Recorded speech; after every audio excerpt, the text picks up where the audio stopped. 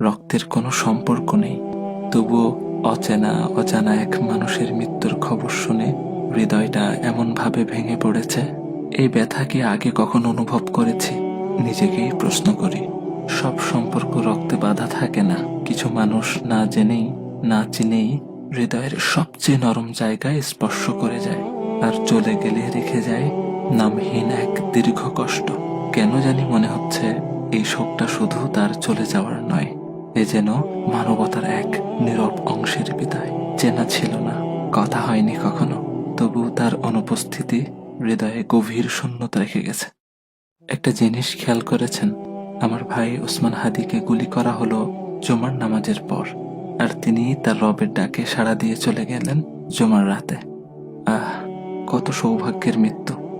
আল্লাহ সুবহানাহু ওয়া তাআলা আমার ভাইকে শহীদ হিসেবে কবুল করুক, জান্নাতের উচ্চ মাকাম দান করুক, শোকাহত পরিবারকে ধৈর্য ধারণ করার তৌফিক দান করুক।